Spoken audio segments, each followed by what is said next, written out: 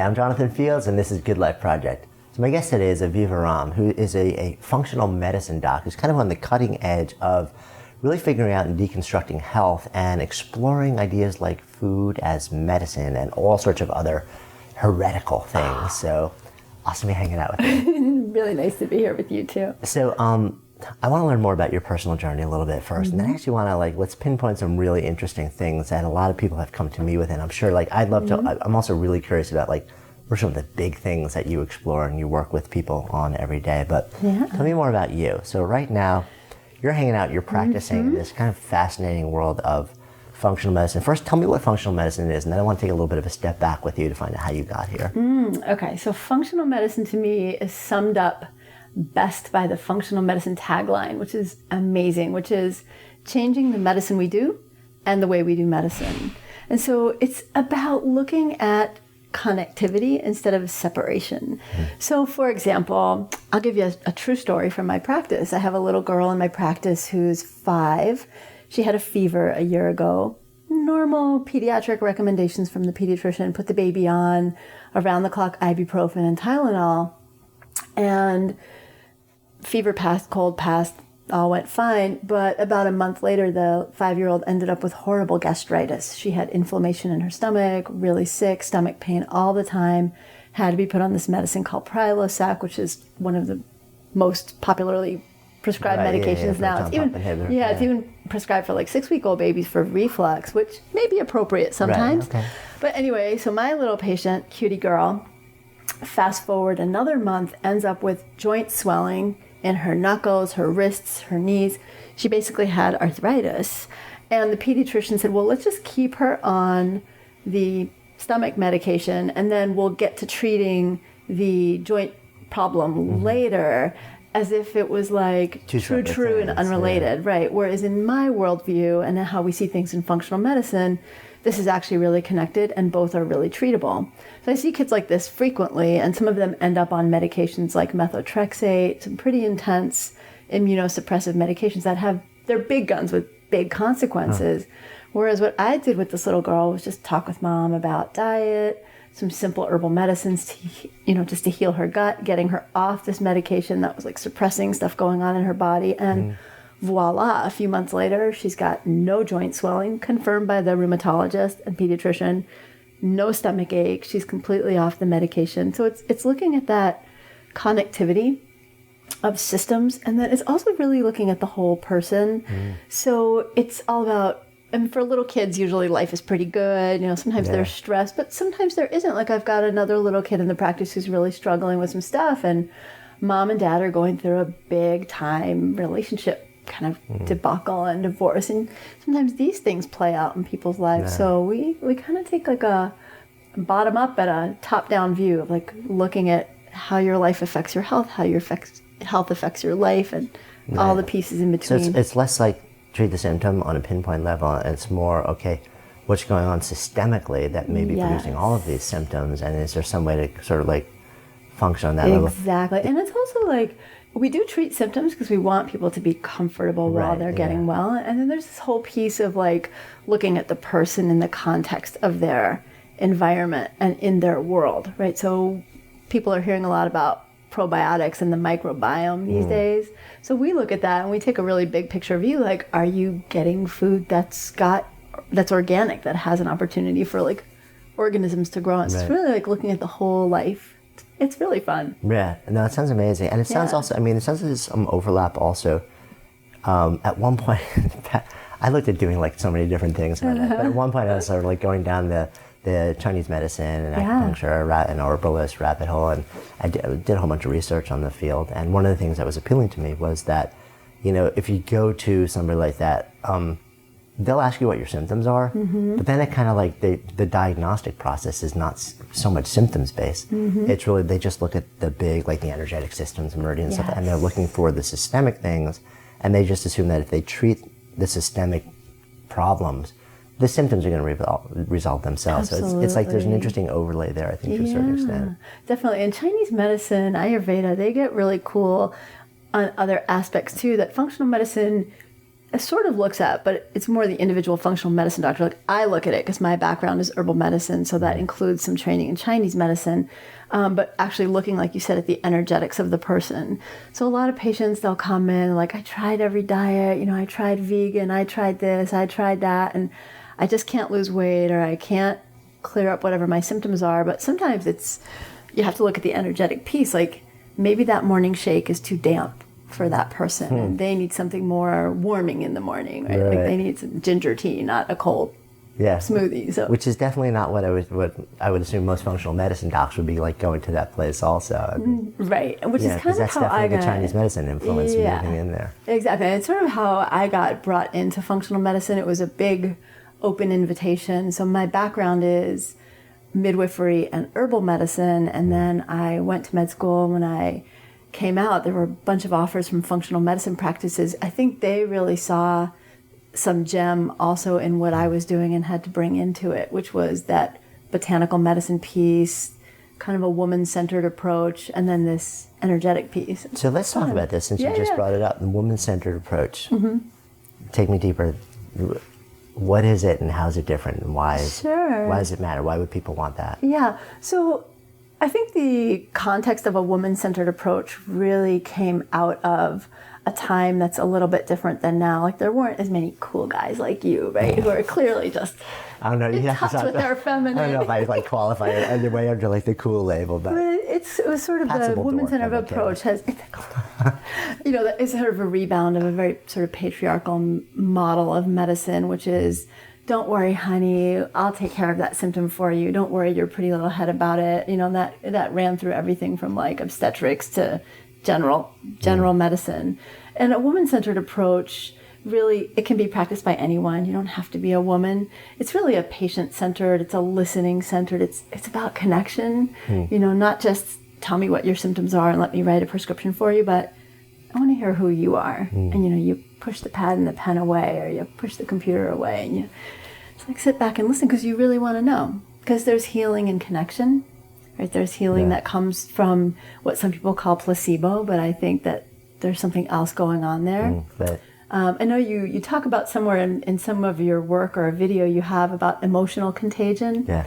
And I think emotional contagion, that connection, that heart-centered feeling that a physician can have, which has been more associated with sort of a womanly kind of way of connecting, is where that woman-centered approach comes from. But it's really just about human connection and hearing the story, listening for the clues of the health problem in the story, or the clues of the imbalance in the life that may lead to certain food choices, for example, or not sleeping well, or any number of things. Yeah, I mean, it's interesting you brought up emotional contagion.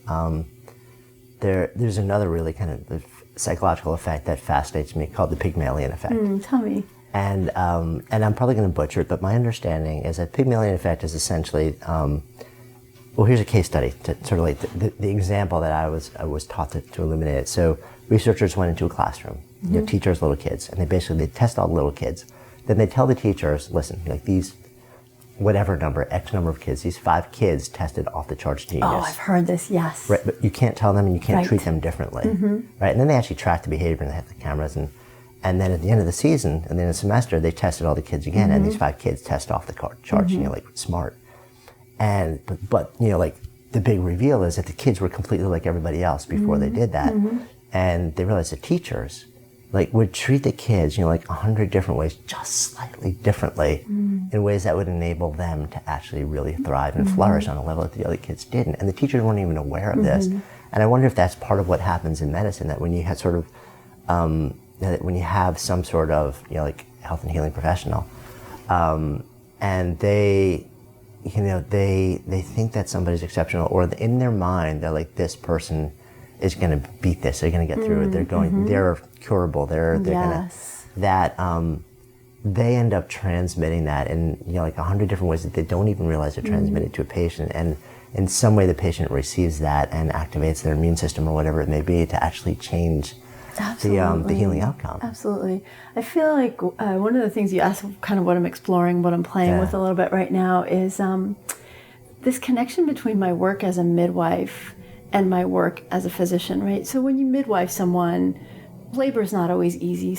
Life stuff comes up in pregnancy, sort of how we live and our backstory can impact how we birth. And there's a lot of need for support. And so a lot of what I did as a midwife was hold that space where I believed in the other person, even when their belief in themselves was faltering. Right? It's like, I can see this happening for you, and I'm going to be here with you no matter what. So there was like relationship, connection, someone holding space, and then transmitting that. I believe in you. And it was interesting. Recently, I had a patient who came in, and she's been sick for a lot of her life. And I asked her, so what does being well look like to you? And she just kind of diverted. She was like, right back to talking about her symptoms, right? And like, why is this happening to me? So I reiterated, it's like, so what does being well look like to you? And she had no idea what I was... She couldn't even conceive it. She couldn't. Is there's got to be this really interesting dynamic, maybe I'm just totally making this up, where it's like you want to hold this hope, you want to project it, you want to allow somebody to believe that after living with illness, with pain, whatever it may be for decades, maybe that as far back as they can remember, they can't remember health, there's hope. Yeah. Right. At the same time, is there a risk of setting someone up with false hope? This is a brilliant question. And how do you work through that? Yeah. So I'm a sort of an incredible pragmatist, and I really have honest conversations with people about that. And I think that's what that question is, what does wellness mean to you?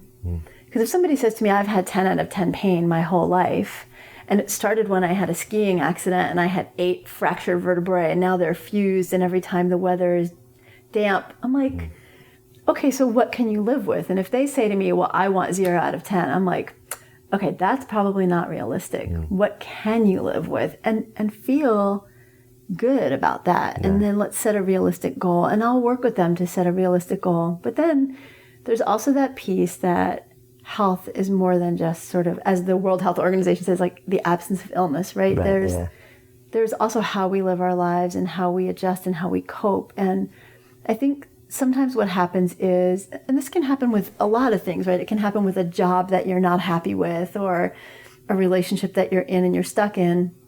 We get in these mindsets where not only do we have the physical situation that we're dealing with, but then we have our self-talk about it. And sometimes that negative self-talk, it just amplifies it. So it's like you can have pain and watch a totally hilarious movie, and for that 90 minutes, you forget about your pain. So sometimes it's an attitude shift that I help patients, and that's sometimes the healing. It's going from like, why is this happening to me, to, okay, this is happening, this kind of sucks, right? It really sucks, and I have to adjust to this. How am I gonna find the coping skills? It's interesting because I went through that whole process. I have tinnitus. Came out of nowhere like 5 years ago, 4 years ago. And, 50 million people have it, big whoop, 17 million people. I know all stats now after going nuts on it. It's amazing what you learn when you have something, right? And then 2 million people, basically they'll tell you their lives are largely destroyed because they have it on level. Oh yeah, I had one patient who tried to kill himself several times. And when you go on, when you get it, you start to look online, don't ever do that. Yeah. And there's still, we don't know why I have it, but it's here long enough so that we assume it's here for life. So in the beginning, I was one of those people where it was really not good. And I wasn't sleeping, and it was like brutal, and it creates this horrible spiral. And I was tried everything, all the cures, all of this and that, all the tests to make sure this. And I got to a point where it was in a really dark place. And I kind of said to myself, there was this moment where I was like, all right, if this is me for life, then what? So rather than focusing every waking hour on trying to make the sound go away, distract myself from it, like every possible device, if this is just it, how do I be okay? And that was a moment where a lot of things changed. And it wasn't that it went away, it wasn't that I was instantly okay, but that was the moment that I changed my energy, being like, all right, let's work on this basic assumption. I'm open to the fact that maybe someday something comes along that makes it go away. But at the same time, it's like sort of like the Buddhist approach. It's like, okay, if this is my reality, how do I get myself most okay with that? Yes. And then I started that moved me into whole exploration of mindfulness and tinnitus, and which I sort of developed my own approach through like that practice, and it was transformative for me. And now I'm pretty fine. But it was that same place of saying, like, I had to get to a point of absolute surrender. Yes. And also realizing that, okay, the sound in my head, it's not going to do anything to me. It's not the sound which is causing the distress. It's my response to the sound. Yes. This can be there for life and have no effect.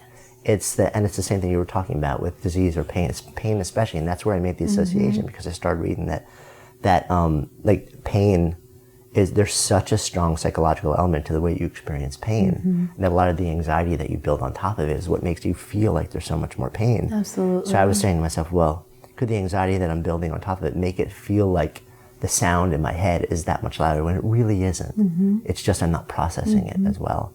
And that created like a whole new journey for me. But I had to hit that moment. What brought you to that moment? Do you have a sense of like what it was that allowed you to make the shift? Yeah, I hit a point where I was basically like, if this doesn't change, bad things are going to happen. Yeah. And because I sort of like reasonably studied in Eastern traditions, I also kind of like started to really think about those things. And then again, probably I started to really also remember, okay, there's an interesting body of work on meditation and mindfulness practice and the experience of pain. I was like, could this work on tinnitus also? And in fact, so I started looking for mindfulness-based cognitive therapists who specialize in tinnitus. Not an easy find, by the way. But very specific. Very specific. And I found one guy. He didn't specialize in it, but he had it. And he had sort of like, worked a bit on himself. And I went in and I'm like, could this work? And he's like, you could. It wasn't entirely convincing, but, it gave me hope. Yes. It gave me hope. And I'm like, okay, let me start to play with this. And I had enough of a tradition in understanding the practice and how to build it that I started to really just work with it. It was terrifying in the beginning. Because the classical instruction is focus on your breath. But then if that thing keeps coming back to you, make that the focus of your practice, which means I have to focus on the sound, the one thing that I live and breathe to not hear. You have like an ohm in your head all the time. So, it was a really interesting process, and it's still, for me, it's a practice. It is a lifelong practice, and I will, like, my practice is there not just because it makes me okay, and now it's, and you were saying, like, definition of health used to be like, the absence of disease, and for me, that was stage one. Yes. But then what you find is that this practice then takes you from the absence of disease, or at least being okay with whatever it is, to then the practice starts to add your ability to flourish on a whole different level. So it actually really just changes the way you exist, the way you relate to people. And in some way, I think going through something like that, it makes you more aware of others, sensitivity, more compassionate, I think. Well, when you have something like tinnitus, it's not an obvious thing, right? So to everyone else, you look fine. Right, It's and not that's like you're part of in the a brutal wheelchair part of it. or Nobody on can crutches. see or hear what's in your head. Yes. And for those who are listening or viewing, if you don't know what I'm talking about, it's this umbrella categorization for a wide variety of sounds that either through a loss of hearing or brain signals, nobody really knows, your brain starts to generate sounds from the inside out that you hear 24/7. Yeah. And for some people, they're totally fine. They habituate. For some people, it's brutal. For me, I was in the brutal category. Yeah. So it's. I'm sorry. I'm glad you're. Yeah, I'm actually like really okay with it now. So, but anyway, it's this interesting balance of like surrender and hope, and sometimes it's the surrender that moves you from hoping for one thing into doing the work to create something else, which is what you really need at that given point in time. And some of my patients, they come to me with simple, they just want their digestion fixed. They don't want to take a deep dive, and maybe there's not a reason to. And then we do the probiotics and the digestive enzymes. But for a lot of people, and especially if they have a chronic illness that they've lived with for a long time, I like to think about it kind of playing with this term transformational healing, that you can shift your health and shift your life.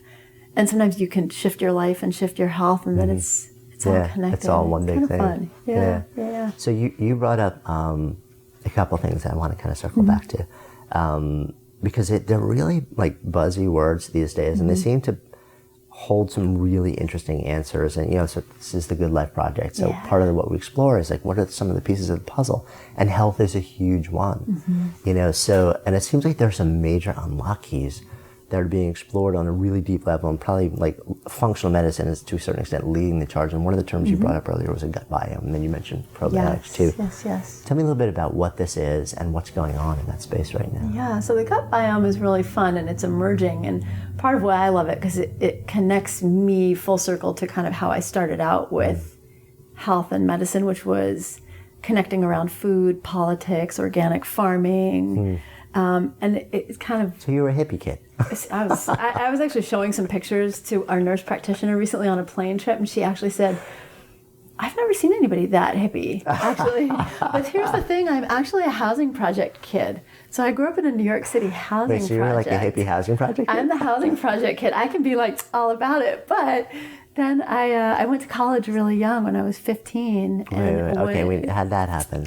Okay, so grew up in this housing project. Are you from New York? Yeah. Yeah, so for people who don't know New York, I went to this high school called Bronx High School of Science, which is like this fantastic uber competitive, right? You test in, it's free. If you get in, you go. And it was like this 2-hour commute every day from my projects in Flushing, Queens. This is like a legit projects. My husband used to always, before he ever visited, he used to say like, oh, you're just trying to identify, you know? And I was like, okay, we're going to go. And we drove in the neighborhood, and his and my kids' jaws just dropped. They were like, Mom, my kids were like, Mom, you grew up in the hood. They had no idea.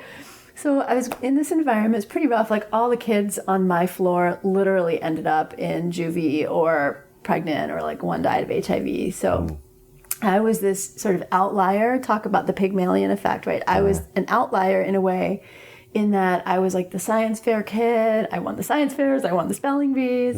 And so in not really so much Pygmalion, like the teachers, I think, loved it, having a kid that wanted to learn. And so I got fostered along in sort of that Pygmalion way, where they saw me. I was Eliza Doolittle, do a lot really. But so they kind of nurtured me along. I got into science, was at science. And then my first year there, I was like, I really want to be a doctor. And I was doing this heavy commute. I was actually on the debate team. I was like this champion debater at Bronx Science, which was a big deal, commuting back and forth. And I keep stopping you, but there's so many things. So many people never reach a moment where they're like, I really want to be this. Yeah. And at 16, you're like, boom. Yeah, I was 14 actually. 14? Yeah, I was 14, and I knew I wanted to be a doctor, and I loved writing. So it was like doctor writing. And so I wrote this letter to Johns Hopkins University medical school and said, would you be willing to take me early? And they wrote me back this really, I thought they would ignore me, but they wrote me back this really nice letter. I wish I had it, but I don't. And they said, you're a little young for our medical school, and you have to go to college first. But here's this great school in Western Massachusetts that takes smart kids. And it was this early college called Simon's Rock. I got a scholarship. I went, and within about 3 months, I was a hippie kid, really hippie kid. Like I actually grew dreadlocks, and like I was in the whole thing. This was 1981, so it was way before there was even something called alternative medicine. Right. Yeah. So I went there for a year. Wanted to just got this passion for learning about plants, and I was like learning about factory farming, so I went vegetarian. So it's not just medicine at this point, it's just like deep life. dive into environment and how everything connects. Exactly, yeah. So one thing led to another, like learning about food politics led me into learning about health politics and the history of medicine. And the part that really kind of stoked me was the history of medicine and women and midwifery, and it was fascinating. And so I just took a left turn really off this path to, Doogie Howserdom or something like that, and moved to Boston, found a midwife who would apprentice me. She was this midwife working in Roxbury, Massachusetts, which was like kind of like the ghetto experience of Boston. Here I was this white girl taking the train to these like Rasta Muslim homes, studying midwifery. It was like a pretty radical immersion in so many things, like how other people live. What are your parents thinking about, like right now? Because like we've got a prodigy, brilliant kid who's going to be a doctor. They go, and then you end up in sort of like, a challenged neighborhood. In midwifery. Right. Yeah. So I'm just curious because I'm always processing like, okay, how do people handle like the external support systems and the potential judgment when they're sort of along this path? Yeah, so my family, like my parents were totally disconnected from each other. My dad really was not in my life at all. And my mom was interesting. She kind of rebelled and left her childhood home not as early as I did. And part of me leaving home was the commute, but also like living with a single mom in a housing project environment. There was a lot of tension. It was pretty fraught. So in some ways she was probably too hands off, which wasn't the best thing because there was sort of no guidance and no supervision. But on the other hand, it was like, whew, I just went exploring. And I kept in touch with her.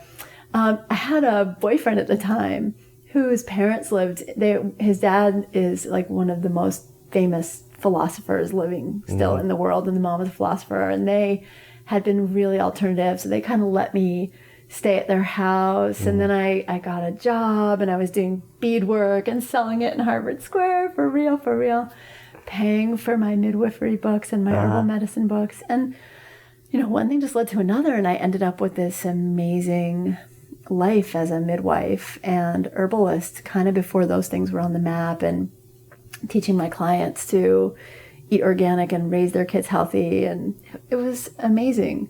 So what trim? So that was kind of the journey. Yeah. No, I was right. Yeah. I know. I was asking about gut biome, but gut biome. But I was just curious about it. Yeah. So the gut biome piece is really a powerful kind of revelation, I think, in modern medicine, because the question is really, are we the home for all these microorganisms that are living in our gut, or are they the home? Are like we sheltering them?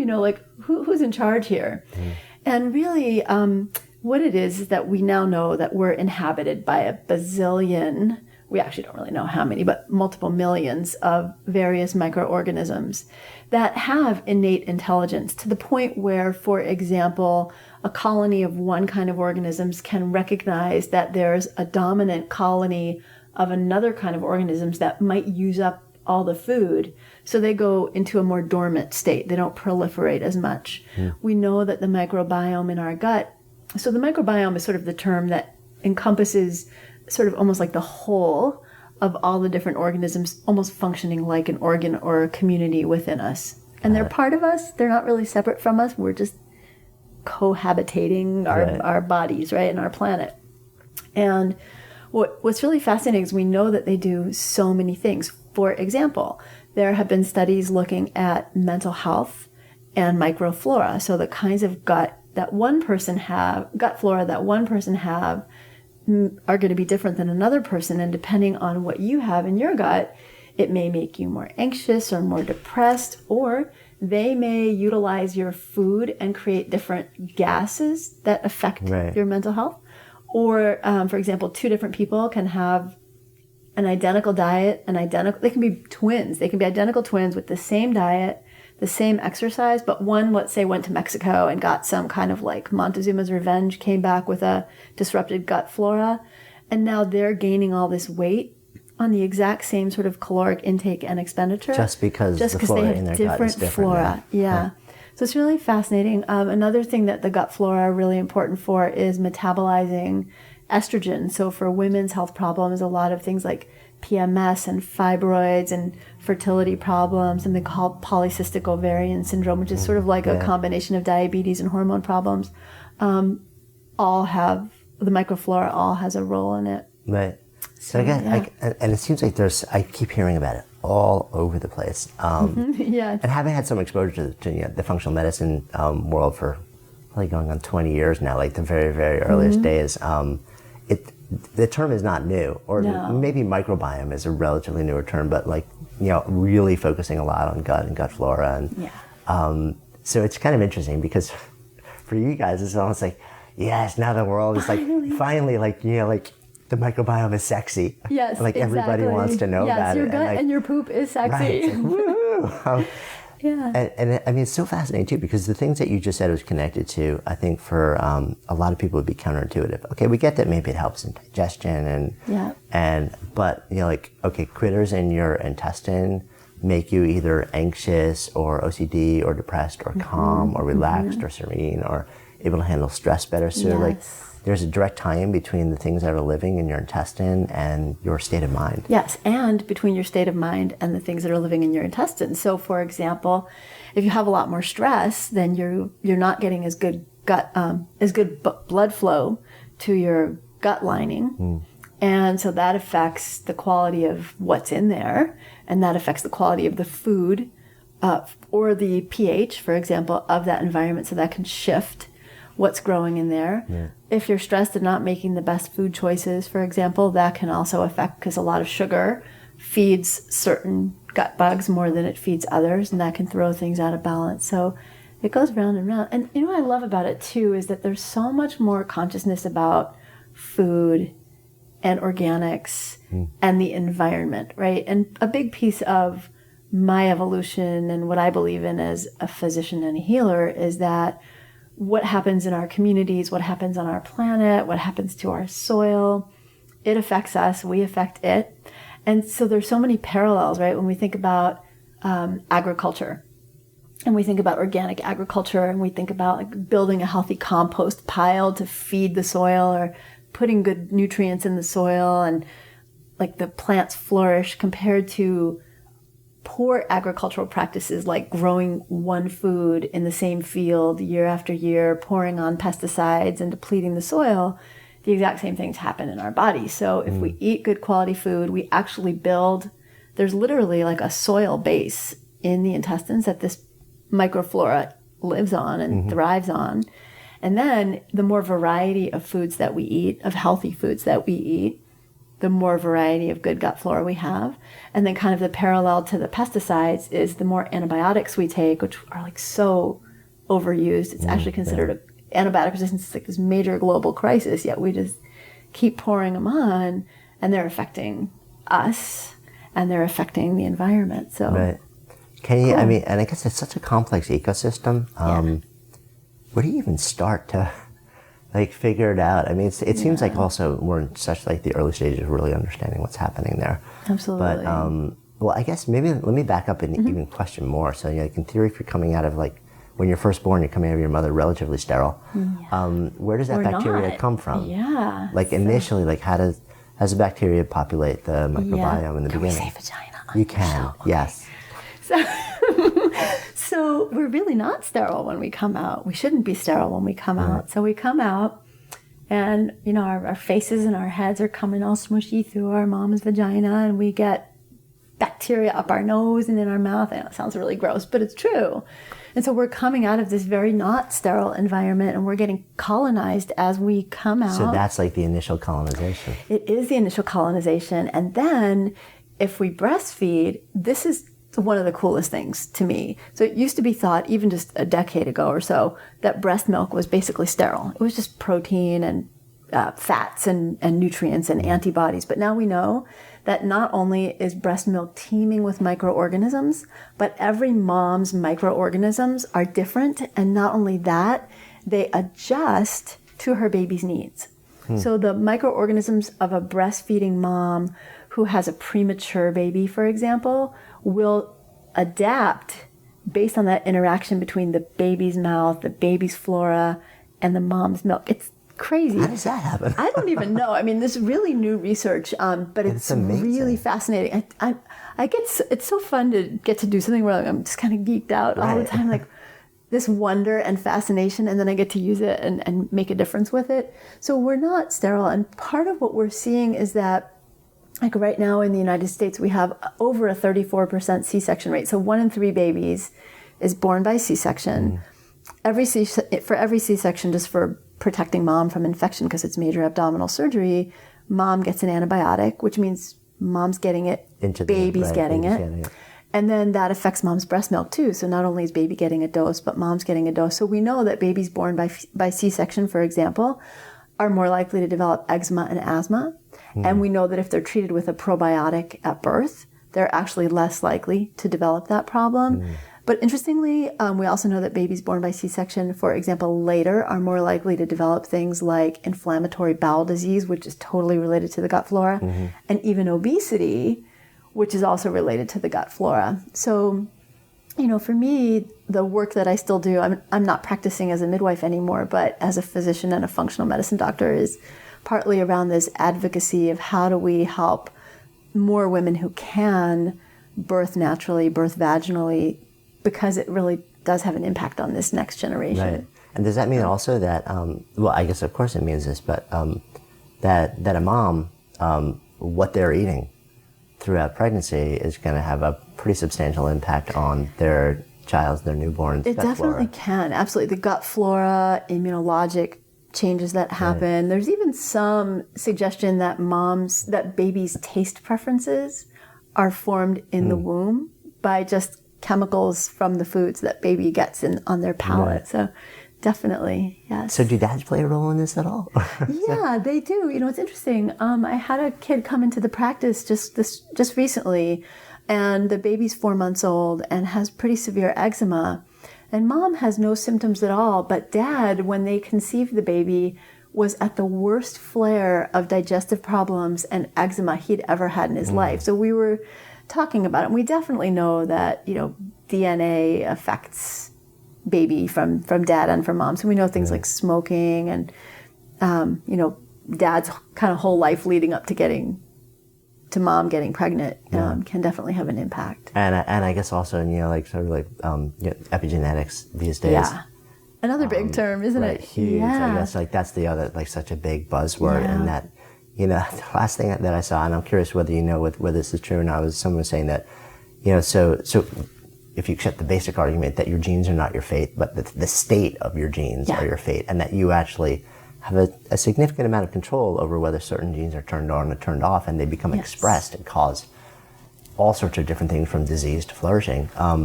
And that a lot of whether it's turned off or turned off is lifestyle choices. It is. And that it's the last thing that I'm reading is that it's heritable. Like the state, whether it's turned on or turned off, is actually then passed on generations. Is that valid? So it's interesting. I had a patient the other day who said, I know I'm always going to be fat. My mom was fat. My grandmother was fat. And she said, it's just in my genes. So we started talking about this, and we started talking about it's not just the genes that are inherited. It's the food choices. It's the lifestyle choices, right? So if mom and grandmom ate certain foods, you probably grew up eating those foods. So those genes actually got turned on from the very beginning. Right. And that turned on state is actually inherited. It can, yes, absolutely. And we know that can start in pregnancy, whether mom gets enough folic acid, for example, in the proper kinds, certain foods that the moms get.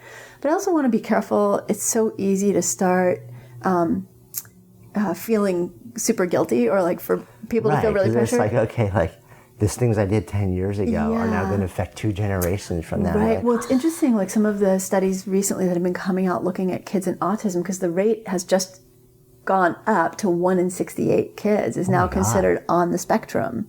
Huge, big report that just came out. And one of the considerations about what might be causing this has nothing to do with mom and baby, but actually grandmom. So did grandmom smoke? And how did that affect the eggs that I got? Because as a woman, right, your eggs are formed and are fully there when you're in your own mom. So basically, my eggs were already there when I was in my mom. And so what my grandma did affected my mom, affected me. And so we're looking at generations of, so I want to be careful that people, I want my patients, I want people who are listening to feel like, yes, I can totally transform my life. But then there's also there's almost an aspect, if we're really serious about this, of activism that has to come in, because there's just a ton of stuff in the environment that is doing this to us that we're not doing to ourselves. So I mean, it's like you can't take a fatalist approach where it's like, okay, we have 2 generations that have given me this, not just the gene, but the turned on state for, you know, like, which increases my, you know, like the propensity for obesity or something like that. Like, then the big lingering question is like, can I do something? Is there a behavior, is there lifestyle changes, or nutrition, is there something I can do to change that state or to turn it off or whatever it may be? Or is that just, it is what it is?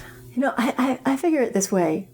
We're just figuring this out now, right? Yeah. Like, we didn't even know genes existed until like 1960. Like, everything is changing all the time. And there are so many reasons to have good lifestyle choices. It makes us feel good. It's good, healthy for the environment. You know, it's just, there's so many reasons. that doing it in a sort of goal-oriented way, the evidence may change in 10 years. So do it because it feels good and do it because you want to. And I tell my patients all the time, like, let's look at this as a great experiment. You know, this is a great experiment in doing everything we can to optimize your ability to thrive and be vital. And how do they deal with that? Because they're going to want to hear, no, just tell me it's going to be okay. Like, tell me I can do this. I think they love it. They're okay. You know, I really, I had a patient who wrote me an email recently, and he's struggled with some pretty serious depression and very intense fear of death for about 10 years. And he said, you know, nobody's really ever listened before, like really listened, and then kind of just given me a ray of hope that I wasn't alone in this, that you're not like selling me a bill of goods. Like, I can actually trust what you're saying because you're right here with me. It was this beautiful email, but it was like, okay, we're in this together. We're going to experiment. You're going to get some better. Right. And let's kind of see where this goes together. And I think people get excited about it. Yeah, and there's that powerful word again, hope. Yeah, and I see so many people get better. Like, sometimes I'm at work and I'm just, I've actually asked patients, I've actually said to people, like, are you really that much better, or are you just telling me that because you think I want to hear it? And I'll say to my patients, like, don't ever BS me. This is your time. You're paying to be here. All I ever want to hear is the truth. Like, if it's not working for you, if this diet, lifestyle plan, too many supplements, whatever it is, tell me, because it's got to work for you. And they're like, no, I'm not having migraines that I've had for 15 years, or like, I have regular digestion now, or my anxiety's gone and I'm off of these medications that I've been on for 15 years. I'm like, I still get like, really? Because all this stuff I learned in medical school that can't be changed or altered. So much of it can. I don't always know the why. I don't always know what things could be measured in a study. I don't know how much of it is instilling hope and how much of it's the probiotic or the magnesium or the, what it is. But or maybe it's just all together. I think there's some sort of just gestalt symbiotic thing that goes on. It's interesting you're telling about is it really legit? A friend of mine's a chiropractor, but he's much more than a chiropractor. It's like just multimodal, and he'll ask you, like, after he treats you, like after a session, he'll be like, okay, do this, and how much better is it? It's better. And he's like, give me a percentage, and you're like, it's this percentage better. And I'm like, why are you asking that? He's like, because anything less than 20%, you're just trying to please me. He's like, and I know that. So he's like, anything less than that, I just write it off as it's not real. Yeah. And it's, I think it's a similar thing probably. It is. The flip side is really interesting too. Like, we do these medical symptom questionnaires, and I saw this when I was in conventional practice too, where we had these depression questionnaires that were kind of like mandated for our clinic. And sometimes people get so used to being sick for so long that they don't realize they're getting better until you kind of lay it out. And you're like, wow, okay, so you used to have migraines every day, and now you're having them only once every 3 weeks. And they're like, oh, yeah. Or like, wow, I used to not have a bowel movement. Bowel movement is like a big deal for people, right? Like, I used to not have one except every 3 days, and now I'm going once or twice a day. And you point it out, and they're like, wow, I actually am feeling better. But they got stuck in a role because sometimes certain roles become part of a way of life, and they also become ways that other people around us start to relate to us. You define yourself by exactly. And you define those relationships, and people define you by how you've been for you. The big piece of what happens in functional medicine, ideally, in good medicine, ideally, is creating a partnership, right? It's not, and that's, I think, part of the woman-centered model. It's not me doing it to you or me doing it for you. It's us doing this together. And how do I get your buy-in in it, right? And if the patient isn't following the plan, like, there are a lot of people out there that are labeled difficult patients. And I like to step away from that and say, okay, well, what does that mean when a doctor says someone's a difficult patient? It usually means they're not following the things that the doctor told them to do. It's like a difficult toddler or teenager. You're not picking up your room when I told you to. Why are you not doing that? And for me, it's like, okay, well, what about the plan isn't working for you if you're not able to follow it? Like, did I not explain it well? Is it too complicated? Is it too expensive? Are you feeling too unwell to cook for yourself? How do we how do we shift that so that you can get lit up by this and get engaged? And probably simply the fact that you're asking it changes everything. I hope so. I've seen that with different people that I've worked with where I would probably have labeled them difficult. Whether it's an entrepreneur, whether it's somebody whether I'm consulting with somebody, and they're blowing up, and then you realize at a certain point that for some people they're never heard or seen at any other place in their lives, and what they're struggling so mightily is just to be seen, just to be heard. And a huge part of the process of changing the experience for them of being a difficult person, and for you of them being difficult, is actually, instead of trying to rush them out as fast as possible because they're difficult, pains in the asses, and you don't want to be around them. Which, trust me, it happens. I've been there, and I've been on both sides of that equation. You're like, okay, let me just hit reset on the way that I'm going to move into this engagement, and let me just create space and listen, and just ask questions and let them talk.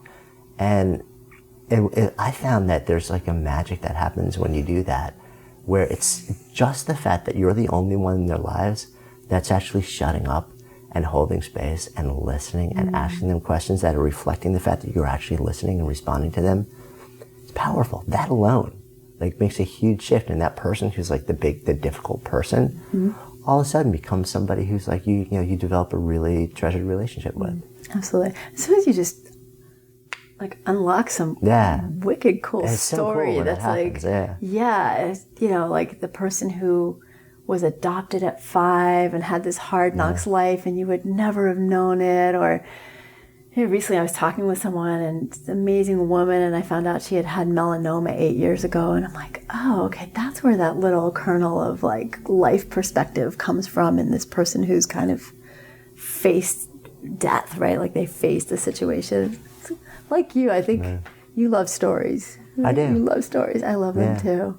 I mean, I'm always curious about people's stories and their whys, which is, so what was the kernel for you? What was that little kernel that lit you up? When I was younger? Right, when you were younger, but also with what you're doing now, because you're sitting here and you're lit up. I really love life, and I feel a lot of gratitude. Maybe it just comes naturally. Sometimes I have to work at it. Sometimes I have to find the gratitude. What is it? The kernel. I think it's two things. One is, have you ever heard Mary Oliver's poem? No. She's an older woman. She's in her 80s. She's a beautiful poet. I'm gonna get you one. Awesome. I'm gonna get you some of her poems. But in one of her poems, she asks the question, so tell me, what is it you're going to do with your one wild and precious life? And I think about that, right? I've had a not too wild ride, but kind of a cool ride. And I do really feel like my life is precious. And I'm sort of a quintessential healer. I don't feel at rest in myself unless I'm engaged in service too. So I get to do what I love. I get to live a life where I'm nurturing and helping people. I get to be the doctor that I wanted to be. I get to be a writer and see people transform and see them get lit up. So maybe that's what it is. Maybe I have to think out loud, but I think it's seeing people get lit up and feeling like if there's one little bit of my wild and precious life that can take one little bit of suffering down a few notches for someone else, that really lights me up. And I'm geeked out about the stuff, so it's fun. It's fun. Right, the it's science dork side and Bronx science. Come on, it's just this continuation of just clearly you have a massive love of learning and discovery. I do. I have a lot of wonder, a lot of curiosity. I think that's a bit of it for me too. Is when I've got something going on with myself, if I'm stressing out too much or down on myself, I try to get curious about it rather than judge it. And I try to get curious about other people rather than judge. And I think that's all. Okay, so which brings up a really interesting thing, and I've been having this conversation with a couple of people lately. It's around this idea of curiosity. Because we've been doing this for about 2 years now, and I'm always looking for sort of common patterns and traits and words that people use all the time. So people who are out there really shaking the world and doing big things and loving what they're doing, Like, what are the drivers behind that? And curiosity is very likely the single biggest common shared trait. But I hesitate to call it a trait. And I got really curious, and I was having this conversation with somebody recently, and I was like, is curiosity trainable? Like, do you just have it or not have it? And if you have it, you're that person who devours knowledge and you want to learn and you just excel and fly and make a difference. And if you don't have it, is it trainable? Like, can you teach curiosity? So I did a little bit of a deep dive, but in the early stages, but I have to do a lot more. What do you think? I'm a geek also. What do you think? And I came upon this one paper, and from somebody who kind of broke it into two things. He defined it as state curiosity, meaning like you're the person who just, from the time you were 2, you wanted to know everything. Yeah. You were asking questions. You were the kid that wouldn't shut up because you're always asking questions, right? And then there's trait curiosity, which is like you get curious about a very particular thing, but you're not just generally like curious about the world. It's like you go down the rabbit hole in this one particular rabbit hole, which kind of helped me a little bit with the understanding of, but it still didn't really. Yeah, the still question for me is, can you train either of those? And my sense is that state curiosity, if in fact we accept that is sort of like a dual existence there, it's probably fairly difficult to train. But trait curiosity, because the language you used was, like, how do I talk to myself in a way to reframe it as, how can I be curious about this rather than something else? So it's almost like you're going through a mental process to incite curiosity somewhere where your approach would have been something other than curiosity. Absolutely. Like, I was one of those kids. I mean, I would literally have 3 projects going on at one time. Like, my mom would say, even as a little tiny girl, like, I never just watched TV. I was watching TV and knitting or writing a book or something. And I was the kid who went around the neighborhood collecting rocks and got some goggles when I was like 6 and was cracking them open with a hammer. I created an electromagnet in 3rd grade. I was really curious about the world around me. And at the same time, I make curiosity about the things that would sometimes become obstacles. And I'm not always good at it. Sometimes they're just obstacles and I'm just whining and moaning like the next person. But I do believe that curiosity is something that can be shared as a concept with someone who may just have not thought about it before. It's like people who haven't thought about what wellness means to them. Maybe they just never thought, oh, I can think about this a different way, rather than seeing my labor pain as this horrible thing that's attacking me. I can get curious, like, what does that feel like? A lot of like what you did sounds like with the tinnitus. Yeah. Let me go into it rather than away from it, because it's like the path of least resistance. You're going in, you're doing that deep dive, which I love that expression. I've been using that a lot lately. It really says a lot about how I'm kind of thinking about things or feeling about things.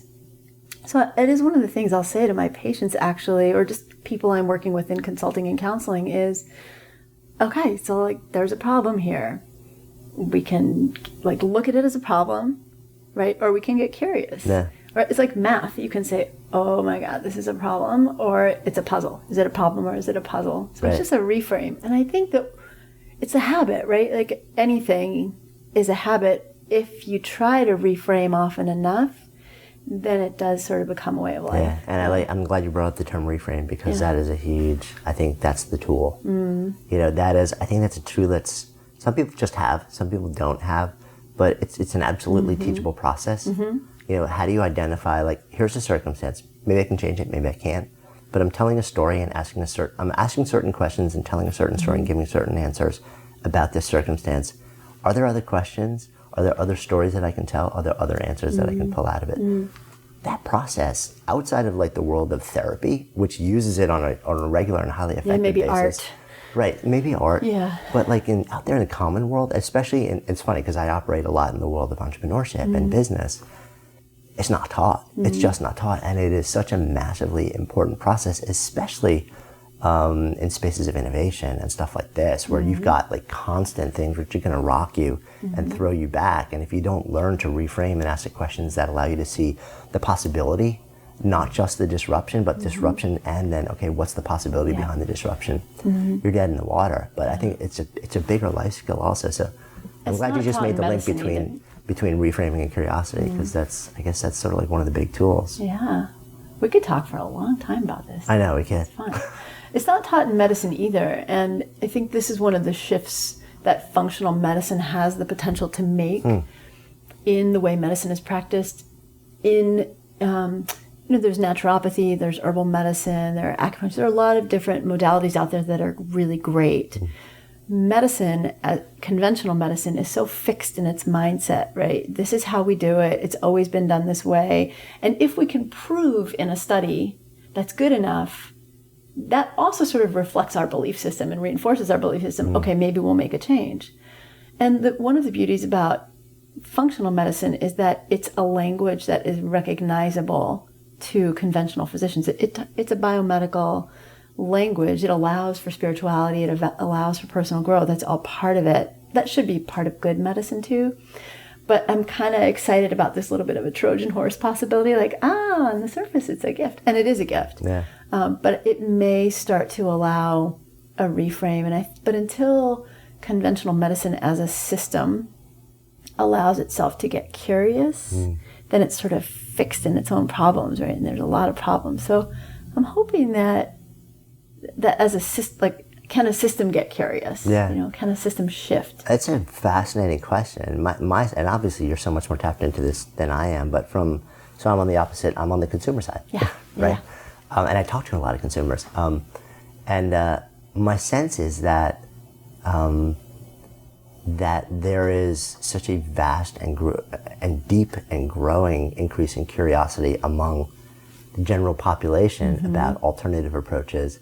That may be the thing that then sort of like reverse engineers. It's going to be more of a groundswell from the patient who's driving like the demand for a different approach, a more curious approach, up through the practitioners. Absolutely. It's so funny. I was talking to my husband recently, and I used that term reverse engineering. Like, how do we reverse engineer? How do we say, okay, well, to me, when I think about it, it's like, okay, what's the goal? What are the actions that are required to get to that goal? And then what's the mindset or the spiritual approach or the emotional space that allows you to either meet those actions to shape the goal or gets in the way of it? And if the goal of medicine is really to serve and heal, that's not what most people are finding right now. My wish is that medicine would shift because of curiosity and reverse engineering. I think that the shift is going to come because conventional medicine recognizes that the alternative world is just an absolute cash cow, and the medicine as an industry, because it's really not healthcare, it's a medical industry in truth. And I say that as someone trained in it, like, what's the bottom line? How do we get the most patients in? How do we get people out of the hospital quick enough to turn beds over? Like, we used to be given these little cash incentives to get patients out fast enough in the morning. No kidding. Wow. And so you'd end up with these high rates of patients coming back in sicker because they got sent home too early. Right, it's a big problem. But so there's a lot of financial incentive and there's a lot of financial boon happening in the alternative world. So that partly may be what shifts things.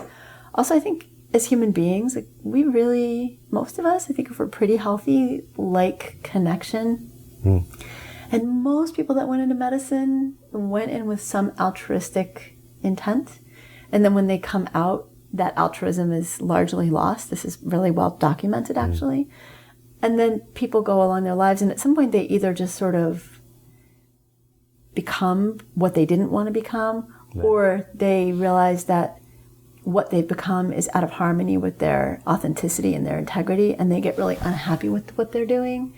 And then they start looking for something different. And so many doctors are so unhappy. Like 90% of family or primary care doctors surveyed recently said they would encourage their kids not to go into medicine. Wow, that is a huge statement. So I think if people get... That's so sad. Yeah, because they're feeling like they're paper pushing all the time and they've got 7 minutes, and it's not like they can just... It's not nourishing to them. They go home unsatisfied. And so I'm hoping it's the relational piece that gets people curious. Yeah, it'll be so fascinating. I mean, I'm kind of, I'm excited for what appears to be pretty tremendous amount of grassroots disruption. Yeah, there's shifts happening in the industry, and I think if we're having this conversation again in 10 years, hopefully we will. Yeah. Reflecting back, I think it's going to be just really fascinating to see how things evolve. Totally. Because it seems like the pace of change is picking up a lot too. I think that's another piece for me. I'm hugely encouraged. Like, actually, would we even really had this conversation 10 years ago? Yeah. Right? Things were so fringe back then, and now it's like Walmart's talking about having organics. It's I mean, I know there's politics there, but it's exciting to think that this is becoming a household kind of concept, right? Getting well is becoming, thriving, even not just getting well, but thriving is becoming more of a goal. And across the spectrum, I mean, there's medicine, there's like the world of positive psychology. Yes. Didn't exist not too long ago. No. You know, until Martin You can be, Seligman like, happy, stands right. up and says, like, the cake is half baked and we're going to bake the other half. Yeah. So I think there's all this convergence going on, you know, where it's not about the lack of disease or the lack of illness. Like, that's part of it for sure. But, like, we don't just leave people there. Yeah. You know, it's like, now let's take them from baseline to plus 100 and figure out how to do it. I'd love to see this shift kind of meet in the middle, and that there is this tremendous shift of consciousness happening, and then it's also, it's easy to forget that we have a higher rate of diabetes and obesity than ever. Even with this shifting, we have a higher C-section rate than ever. We have like one of the worst infant mortality rates in the world. It's like, so how do we, and so much of that happens at socioeconomic groups that aren't accessing some of the shifts that some of us are really much more easily able to make. And so how do we make it global, right? How do we get healthcare shifted so that it's thinking about everyone getting this, not just people who can pay out of pocket? Yeah. That's exciting to me too. Yeah, that would be tremendous. Yeah. You know, equal access to the level of care that these days not a lot of people can actually get. Yeah.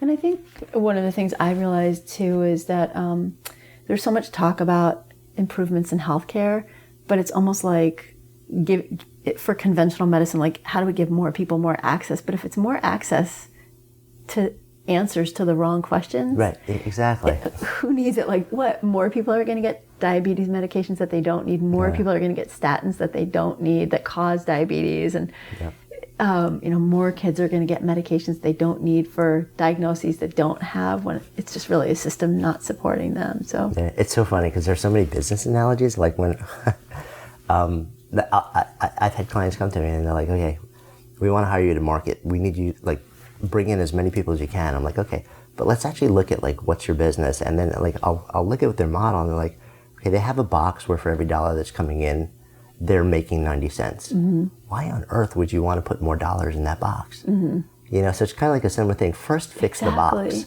Yes. Like, first fix the box, and now let's drive as many people into that thing, which is putting out more than it's taking in. You know, like, then bring it on. And now I'm all about, like, okay, let's just get out of that box and let's build a geodesic dome. Totally different. Let's build something different. Break it, shatter it. Yeah, I mean, Very there's cool. importance to what exists, but I don't know that we need to fix that model. I think this is what we're doing. We're creating something new. Yeah, it's sort of like Bucky Fullminster. He's like, just build something bigger around it and let the other thing go where it needs to go. Exactly. Yeah, so interesting. Name of this project is the Good Life Project. When I offer that term out to you, to live a good life, what does it mean? So, I think for me, if I am living a really good life, I'm able to be really present. And being present helps me live a really good life. And what I mean by that is, if my life is good, or if I'm creating a good life, I can be where I am in the moment because I'm not distracted by worries. I'm not distracted by the next thing I have to do. And so I can really be here right now with you, or I can be right there with my partner, or right there with my kids, or right there with my patients. And I think if I'm doing that, then hopefully the person I'm in that relationship with in that moment feels that I've cared. And I think a good life for me, if I were to get to the end of my life and say, did I live a good life? I would hope people would say, wow, she really cared. Like, I really felt like she was there with me.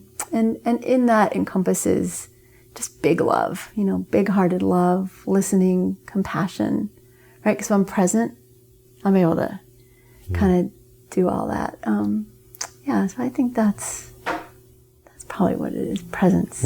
Yeah. Awesome. Yeah. Thank you so much. Thank so enjoyed the you. Give you a conversation. hug. Of course. Thank you. Thanks for gathering stories and sharing them. It's a beautiful thing. I'm Jonathan Fields. My guest today has been Aviva Romm. Awesome functional medicine doc and cool human being. Signing off for Good Life Project.